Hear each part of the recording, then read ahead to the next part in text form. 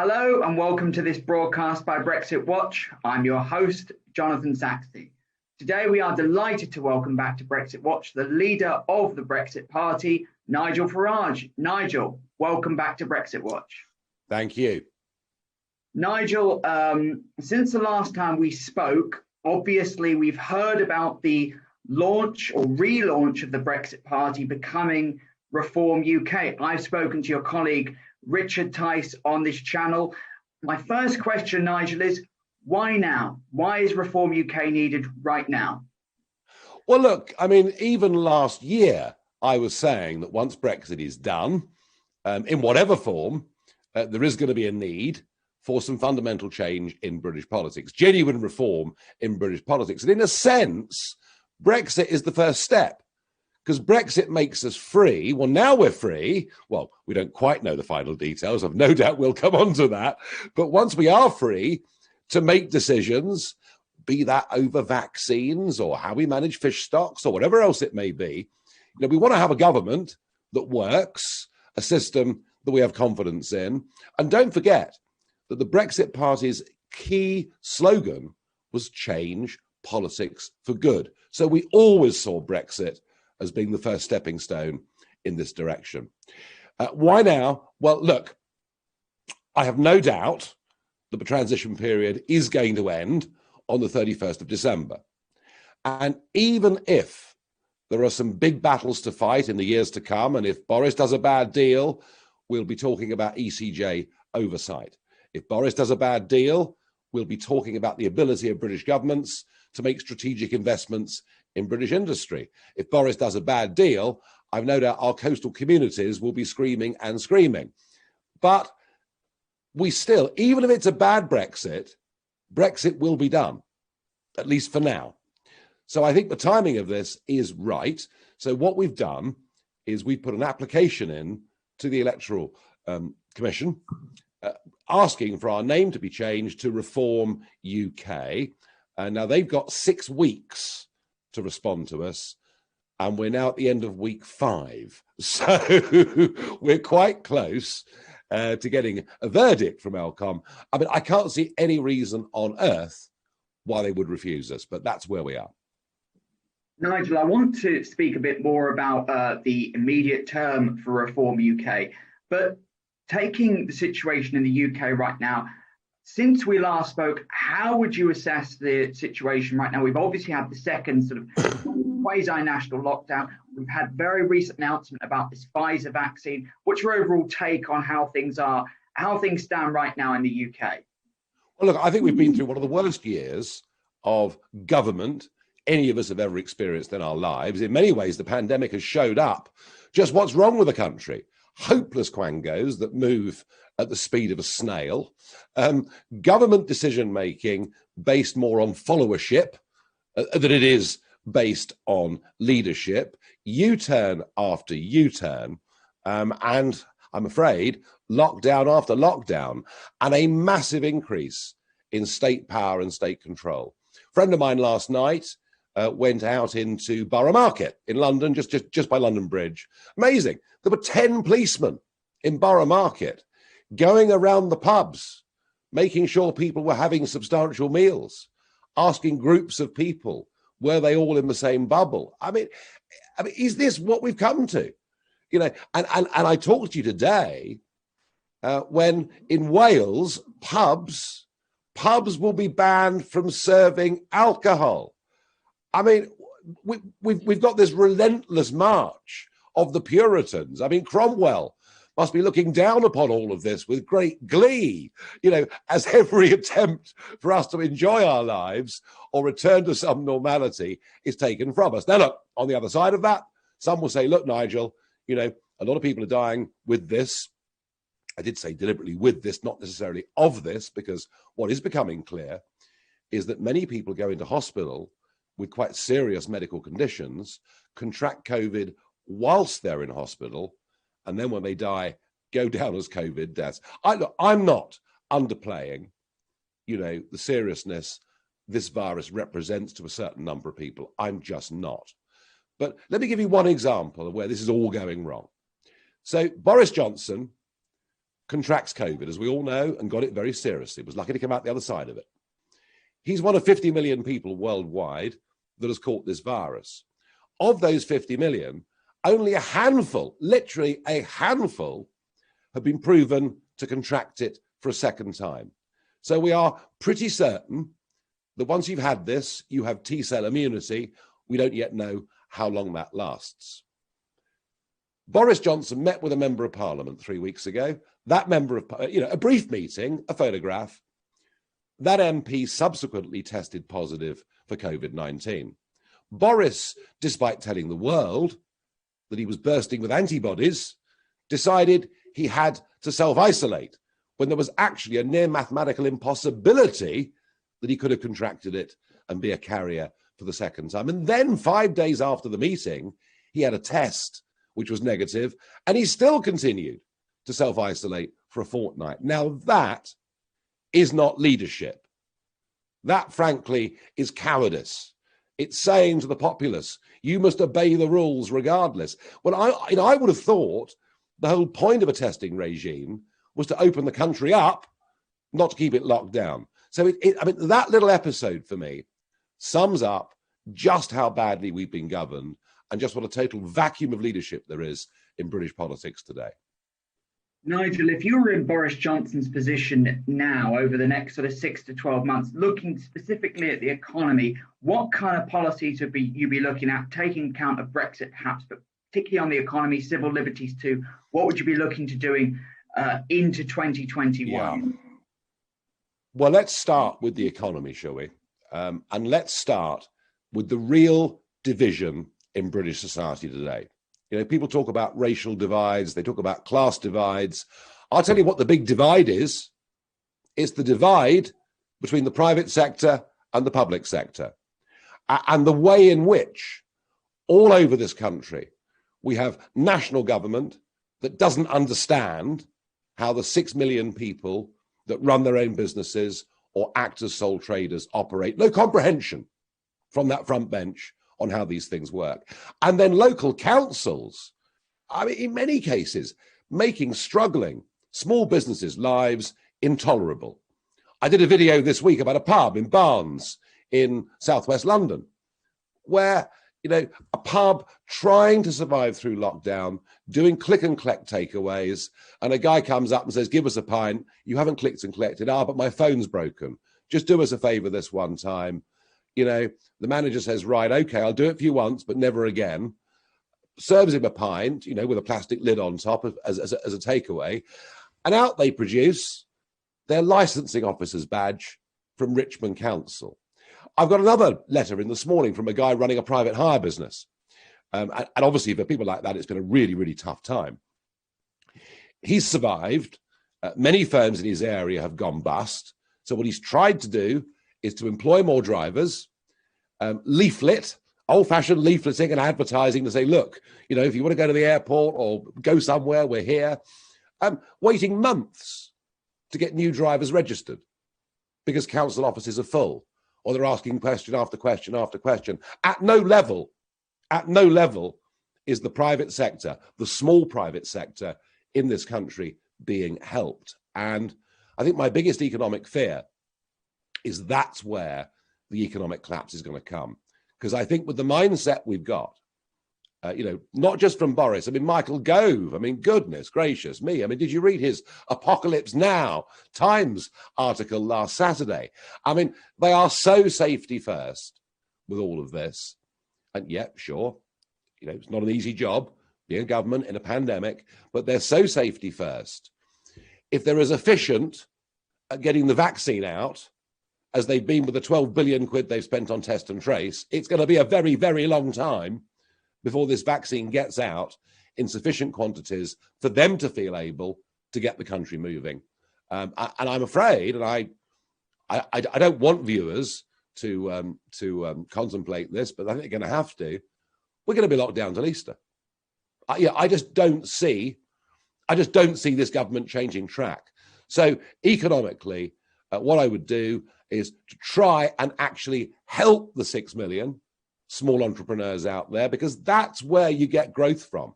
That's where you get momentum in the economy. They're the people ultimately that provide a lot more private sector jobs than the giant multinationals who are part of the CBI, who continually try and tell us our fortune. So we've got to try and help these people. We've got to try and get that part of the economy moving. And that means a different approach to lockdown. And is it one that comes with some degree of risk? Well, yes, it is. But then has lockdown worked? Has lockdown really worked? We have got to have a different approach. We've got, I'm afraid, to learn to live with this virus, taking precautions. And I hate face masks and all the rest of it, but I accept, I accept that's what we have to live with for now. On civil liberties, well, goodness me, how long have you got? I just never thought that we could so rapidly move into this Orwellian world. We had a period of time when we were literally being ruled by ministerial diktat with no oversight from Parliament whatsoever. Now, we have seen a few changes to that, albeit under pressure. But just the attitude of the authorities, the attitude of some of the police forces, the fact that they own Christmas. Oh, the government say, you're allowed to meet your family at Christmas, as long as, of course, it's not from more than 3 households. So if you've got 4 kids, you've got a terribly difficult decision to make as to who you invite round on Christmas Day. But it's this whole idea. They own Christmas. They own our freedom. And they're going to give us a few days when we can get together and celebrate Christmas. And I just feel that is all the wrong way round. And the problem with this, of course, is that history shows that government in crises, be it war or whatever else it is, are very good at taking power for themselves, but very much less good at giving it back when those crises are over. So that I think there are some real long-term ongoing battles to be fought here. Nigel, when you were talking about the economy, I couldn't help but think that breaking free from the EU, getting out from under EU rules in terms of state aid, level playing field, really is what the UK needs right now, to have the full latitude to really go for growth, to deregulate, to help the small and medium-sized enterprises, as you say. So focusing on Brexit, where do you think things stand there? We're coming right up to the wire now. We know that Michel Barnier is in London. We hear a lot of noise, that's suggestions that there are problems still as they go right to the wire. What's your take there? Don't read the newspapers. You're wasting your time. They know more. They know more about this than you two sitting at home. Is there going to be a deal? Is there going to be a deal over the course of the next few days? And bear in mind that the last European Council of the year, comes next Thursday. Bear in mind that whatever gets agreed is going to need to be looked at by national governments. It's got to be translated, all the rest of it. Bear in mind that the European Parliament, my former home, has an absolutely crucial role in this, according to the European treaties. They actually have the right to veto this.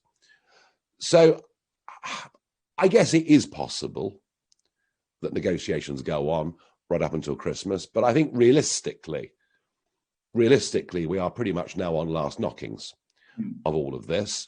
And if you put me up against a wall and say what's going to happen, I think there will be a deal. And I suspect that it's a deal that will be sold by the Prime Minister as the most extraordinary victory. Rather like John Major coming back from Maastricht. Game, set and match to the British. Well, it wasn't, but that's the way that governments try and portray things. David Cameron tried that trick too. He came back in December 15 and said, look at this marvellous deal, only to have it rubbished. Yeah.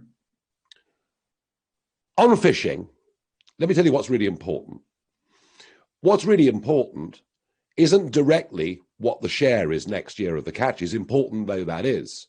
What's important is who is making that decision. Because when Barnier said to us a few days ago, oh, we can afford to give you another 15 to 18% of the stocks in British waters. No, no, no. Brexit is about people like you not telling us how to live our lives and telling us what to do. We voted to get away from foreign bureaucrats, offering us crumbs from the table. So in a way, provided the principle's accepted, that it's the British that make these decisions, we can afford to be generous to the French for a period of time. Well, when I say generous, I mean, I don't think they should go on getting 90% of the haddock in the southwestern approaches, all right? Some changes are needed. So that's what to look for on fishing. When it comes to the European Court of Justice, well, the signals aren't good here, because Barnier himself this week has said that the UK have accepted the EU's human rights regime, and that means we will stay within the European Convention on Human Rights, and it means we will stay with the European Court of Human Rights, still having the power and the legitimacy to overrule our own Supreme Court. Now, that, there's been no confirmation of that from Boris, but that's what Barnier says. So if we're going in that direction, I'm worried about, the other European court, the one that is more directly under the EU. I'm worried about that. And look, on level playing fields and state aid, if we are not free to make our own legislation in every area of our commercial life in this country, then it's not a proper Brexit. And it's just as simple as that. So my fear is a deal gets done, gets presented as a victory, but actually we find ourselves with Brexit, but still too closely tied to EU rules. That is my fear. And I think the American elections have had a big impact on this, because, had Trump still been seen to be there, well, at least there was a friend there who wanted to have a trade deal. With the prospect of Biden coming in, we have somebody who's a globalist, somebody who loves the EU, hates Brexit, and supports Irish nationalism. And I think that's put Boris into a feeling that he doesn't want to look friendless on both sides of the Atlantic. So look, let's wait and see. What is interesting is this. Everyone thinks Brexit's gone away. No one cares anymore about Brexit. Brexit's gone away. We can get away with a bit of a sellout. Some interesting polling out overnight suggesting that the Red Wall would much prefer a no deal. The Red Wall would much prefer a clean break. And you know what? Right now, I'm going to return to a phrase that I coined about 10 days before the referendum in 2016. I did it after a long meeting with economists for Brexit. And we talked about this scenario. What if they won't give us a deal? And no deal is better than a bad deal. No deal is better than a bad deal was the phrase then. It's still the phrase now. I would rather have some short-term disruption knowing that we're genuinely free. But I just don't think the Prime Minister has got the bottle to do that. If he does, do you know what? I'll forgive everything else and he'll be a hero. But presumably if he doesn't, Nigel, as you said to me last time, you won't. And although Reform UK is moving away from the Brexit Party, if there is a bad deal, if there is a fudge, if there is a compromise, how will Reform UK tackle that or kind of fold that into their reform agenda? Well, if there's a sellout on fishing, then Reform UK can campaign in every seaside town in England and put up candidates for local elections and national elections. I mean, these aren't two separate compartments. No. This is all part of the same thing. Yeah. And in the immediate term, Nigel, what is your major concerns and your major hopes, both for the country and for Reform UK? Well, being here in Kent in Tier 3, getting the pubs open, that's what I'm really concerned about. Look, I'm